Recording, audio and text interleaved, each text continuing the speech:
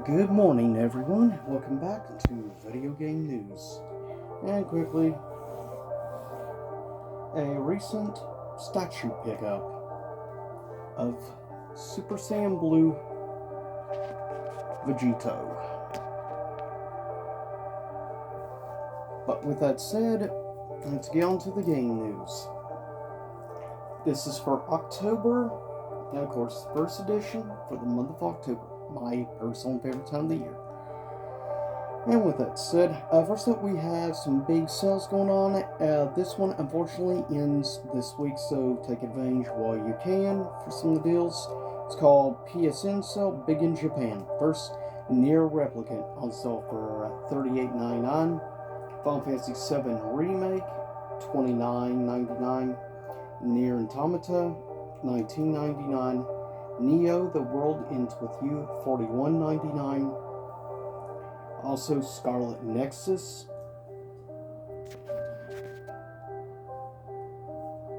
for $35.99. Persona 5 Royal, $23.99. Ninja Gaiden Master Collection, $29.99. Street Fighter 5 Champion Edition, $19.49. Dragon Quest Definitive Edition, $25.99. Persona 5 Strikers, $35.99. Dragon Ball Z Kakarot, $17.99. Yakuza Like a Dragon, $35.99. One Piece World Seeker, $8.99. Tekken 7 Ultimate Edition for $14.99. Resident Evil 2 Remake Deluxe Edition, $19.99. Final Fantasy X/10-2 HD, $12.49. JoJo's Bizarre Adventure Eyes of Heaven, $11.99. Kina Fighters 2002 Unlimited Match, or for $9.74. And it's a game I do highly recommend, especially if you're an SNK fan. It's a must-have. Also, we have Fire Pro Wrestling World for $9.99, which has a lot of indie characters. Also, you can play with characters such as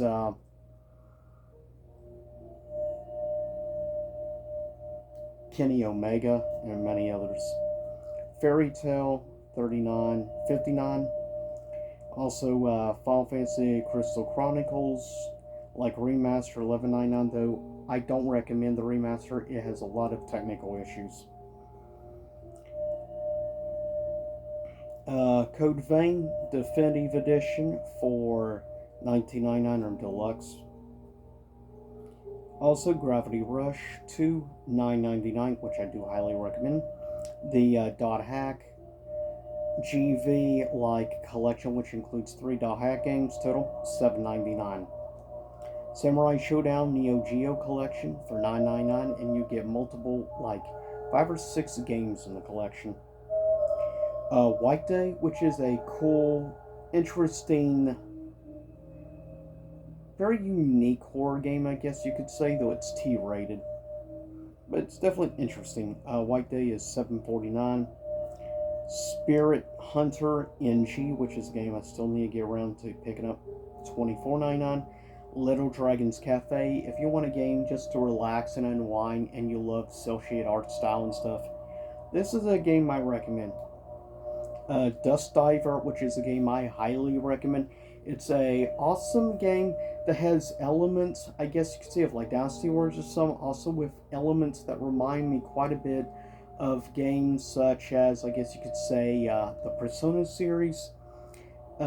Except it's not a Japanese-based game. It was made by a game developer in Taiwan, and it takes place in Taiwan as well. So if you want to support smaller indie developers and stuff, and I highly recommend checking out this studio. I think they have real potential in the future. I mean, I'm looking forward to checking out anything else in the future that comes from them. I personally really love Dust Diver, and I highly recommend it to anyone. But like I said, it's $13.99. That's a really good deal as well, and you get a solid game. Last is Spirit Hunter Deathmark, which I did a review for like a year or two ago for the Switch. If you're curious about it, check it out. Also, in radio news, Fall Guys sets world record as the most downloaded PS Plus game ever. Mario's film has been announced, by the way, and they announced the voice cast, and I really have very mixed opinions on a lot of the casts. Some of the key, though, Seth Rogen as Donkey Kong, or how about, weirdly and bizarrely enough, Jack Black as Bowser, and even more strange, I love Chris Pratt, but Chris Pratt is Mario. That's just weird in my opinion. I don't have an opinion on the actress who is gonna play Peach, just because I haven't seen her like mini series on Netflix. I haven't watched it, which is about, of course, chess. It's a series I need to get around to actually watching because it gets pretty highly regarded from people that have seen it. Also, we have Foley, or rather, true story behind Hollywood's biggest gaming blunder. Also, Crystal Dynamic working on Perfect Dark.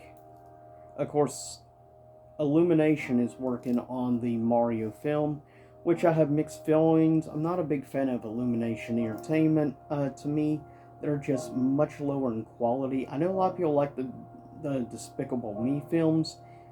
I watched the first one. I wasn't really that impressed, and I unfortunately watched Minions, and I really wish I hadn't, because I felt brain cells dying watching that film. And people say it's a kids' movie. Yeah, tell that to the 80s and 90s when we had great quality kids' films, and tell that to Pixar, which continues to make top-notch quality entertainment for kids, and relevant for adults as well. Also, we finally got a look at Bayonetta 3 gameplay trailer. Looks awesome. Also, N64 and Genesis games coming to Nintendo Switch Online, which looks cool.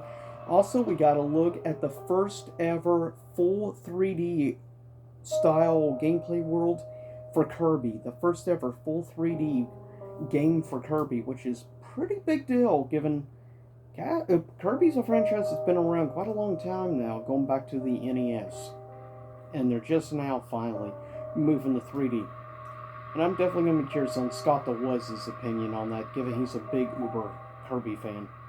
With that said, it looks like it's going to take place in weirdly a post-apocalyptic world, like a cutesy version post-apocalyptic world. I don't know how that's going to work, but whatever.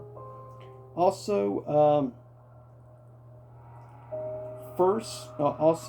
Dark Souls, the original, celebrates its 10th anniversary.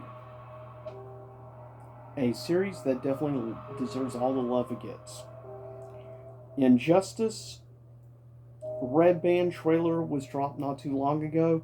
I'm definitely looking forward to it when it comes out. I'm very curious to see, and the fact it's going to be like rated R Injustice film got me quite curious.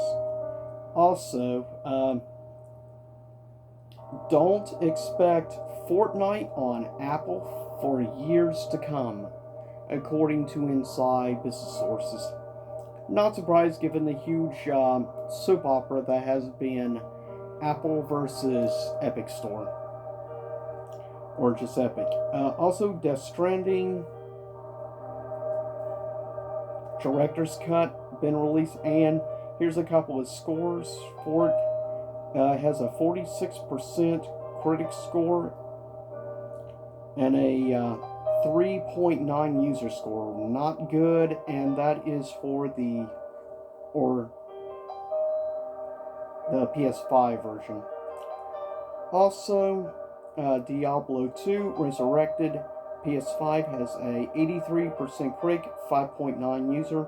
PS4, no critic yet, a 3.3 user. PC has an 83 critic and a 4.5 user. Switch, question mark, nothing out yet from critics. 4.0, or rather 4 out of 10 among users. Xbox One has no critic yet, has a 2.6 user. That's bad. The Series X has also no critic yet, a 2.7 user. Really looking bad. Also, Dragon Ball Z Kakarot, like the bundle, which includes DLC and stuff, just of course released for the Nintendo Switch, has a 78% critic score. No user score yet on Metacritic. But with that said, I'll see you all soon enough again here in YouTube land. And hopefully everyone out there has a good rest of October. Stay safe and have a happy upcoming Halloween. And I'll see you for my upcoming movie review, which should be in about a week from now. The first review, which is going to be on the second Silent Hill live action film. So see you for that review as well. And my other Halloween review will be on my secondary channel, closer towards Halloween. But with that said, I'll see y'all soon enough, and hopefully enjoy the Silent Hill music in the background.